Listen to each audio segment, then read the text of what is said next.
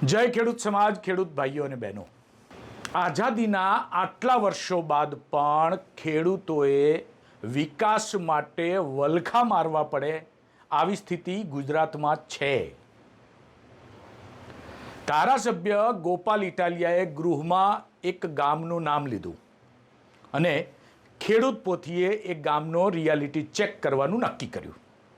પરિસ્થિતિ જોઈ અમે દંગ રહી ગયા, તમે પણ દંગ રહી જશો। નમસ્કાર, હું છું આપનો ખેડૂત મિત્ર વિનોદ। ગામની શરૂઆત કરીએ એ પહેલા એ જોઈ લઈએ કે ધારાસભ્ય ગોપાલ ઇટાલિયા આ ગામ વિશે શું બોલ્યા હતા। હસનાપુર એક ગામ છે વિસાવદરનું, આખા ગામમાં કોઈને સહાય ન આવી।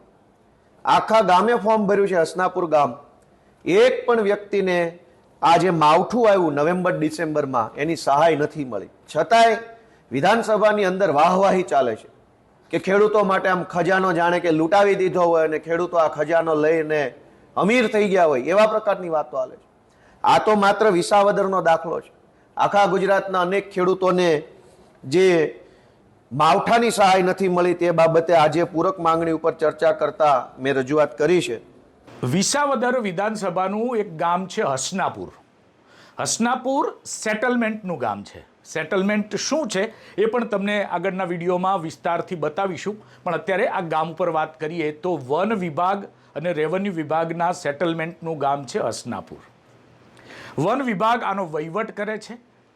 ગામના ખેડૂતો કહી રહ્યા છે કે ભાઈ, અમે પાકિસ્તાનથી નથી આવ્યા, અમે અહીંના નાગરિકો છીએ। જે ફેસિલિટી બીજા ખેડૂતોને મળે છે તે અમને મળવી જોઈએ। બીજા ખેડૂતોને વીજળીનો લાભ મળે છે તો અમને મળવો જોઈએ। બીજા ખેડૂતોના પાક ટેકાના ભાવે ખરીદાય તો અમારા પણ ખરીદાવા જોઈએ, કારણ કે અમે બહારથી નથી આવ્યા।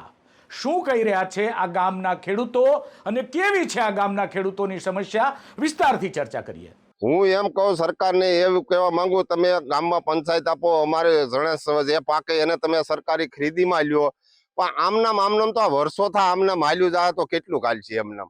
અમે આઈના છે, ક્યાંય બહારના તો નથી। આ એકનું એક કેટલી વખત માણા કે કાક એનું માપ હોય, જોઈ જાવ તમને આમ નો એમ કે ખોટું હોય તો જોઈ જાવ તો તમને ખબર પડે કેમ માણાને અટણ તમને ગુદરણ માણાને કેમ આખું એ ખબર પડે નહીં।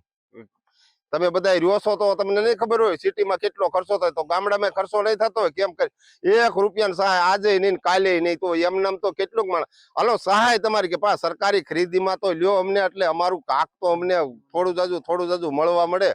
અને બીજા નંબરમાં આ સોલાર છે એ વાતાવરણ ઓલું થઈ જાય એટલે બંધ થઈ જાય, ડીઝલ અંજી નાખવી 2000 નું ડીઝલ જોઈએ એમાં ન પોહાય કોઈ રીતે। પણ વીજળી ગયો ને અમે ત્યાં ક્યાં રેવન્યુ બે એક પાળો છે, સેટું નથી। આ રેવન્યુ જમીન, આ જંગલની જમીન, એમાં કઈ સેટું નથી, નકરે બરોબર છે પણ તોય આંખે જ નથી ઉઘડતી।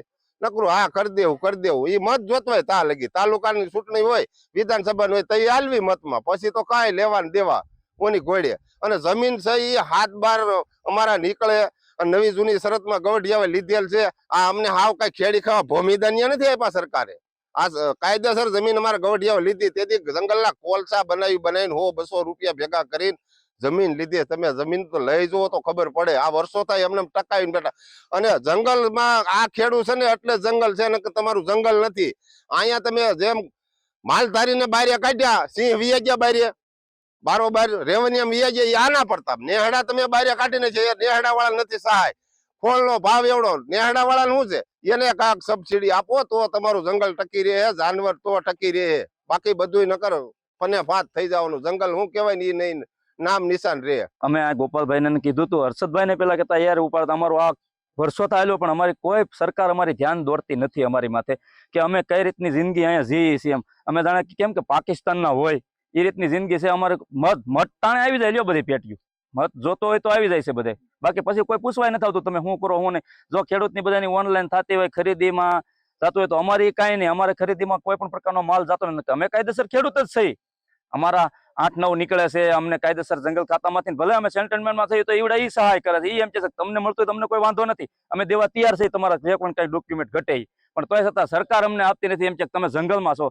તો ભાઈ અમે જંગલમાં છીએ, તમે તમારું શું ખરાબ કર્યું છે, અમને હું કામ ન મળવું જોઈએ? અમે ખેડૂત છીએ અને અમે અમારો માલ થાય એટલે અમે એડમાં રાખવી, પાણીના ભાવે વેપારી લઈ જાય લ્યો, અમારે પેટ ભરાય નથી થતી સાહેબ આઈને અત્યારે। ખેડૂત કેમ જીવે છે ને તો અહીંના ખેડૂતને ખબર છે કે કઈ પોઝિશનમાં અમે જીવીએ છીએ. પાકિસ્તાનમાં આ કરતા સારી જિંદગી જીવે છે માણસો. આ ડીઝલ એન્જિન હાકી તમે જોવો તો ખરા, એક દિવસના 2,000 ના ડીઝલ જોઈએ છે. અત્યારે સરકારને 100 રૂપિયાની ગાડીમાં પેટ્રોલ નાખવાની તેવડ નથી, તો એમ કે અમારે ખર્ચો થાય છે. અને અમે આ 2,000 ના ડીઝલ એન્જિન કાયમના તમે મહિનાનો સરેરાશ તો મારો કેવડી થાય છે ને હું છે અમે કઈ જિંદગી જીવી છીએ અહીં કણે.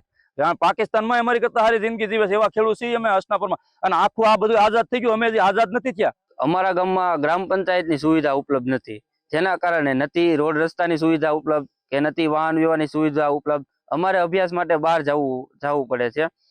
બહાર અભ્યાસ માટે અમુક બાળકો એવા હોય છે કે જે અભ્યાસ માટે બહાર જવા ઈચ્છે છે, પણ તેને નથી વાહન વ્યવહારની સુવિધા ઉપલબ્ધ ન હોવાથી તેઓ આગળ ભણતા નથી અને મજૂરીએ ચડી જાય છે. અને એ પ્લસમાં કે આરોગ્યની સુવિધા પણ ઉપલબ્ધ ઓછી છે. અને સરકાર એમ કહેવા માંગે છે કે તમે ભણો, પણ તમે રોડ રસ્તાની સુવિધા કે વાહન વ્યવહારની સુવિધા અમારા ગામને આપો તો અમારા ગામના બાળકો ભણે ને. અને વ્યસન મુક્તિ માટે તમે બજેટો કરોડોમાં બહાર પાડો છો, પરંતુ તો પણ છતાં વ્યસન મુક્તિના જથ્થાઓ ઝડપાય છે. તે બજેટનો ઉપયોગ અમારા જેવા ગામડાઓમાં કરો અને વાહન વ્યવહારની સુવિધા ઉપલબ્ધ કરો તો અમારા જેવા ગામડાના બાળકો ભણી શકે અને આગળ નોકરી માટે પણ જઈ શકે. બીજા બજેટો આપે છે, પરંતુ કે નથી અમારા ગામના ખેડૂતોને પણ સહાય ઓછી આપતા જ નથી તેવું પણ કહેવામાં આવે છે. અમારા ગોપાલભાઈ ઇટાલિયા ધારાસભ્ય શ્રી ગોપાલભાઈ ઇટાલિયા કે જેને અમારા ખેડૂતોની વેદના અનુભવી અને તેમણે સત્રમાં અમારા ખેડૂતોનો પ્રશ્ન રજૂ કર્યો, જેનાથી અમારા ગામની નોંધ ગોપાલભાઈ ઇટાલિયાએ લીધી, જેથી અમારા ગામમાં નોંધ લેવાથી તેઓ ગાંધીનગરમાં તેમનો પ્રશ્ન રજૂ કરે છે.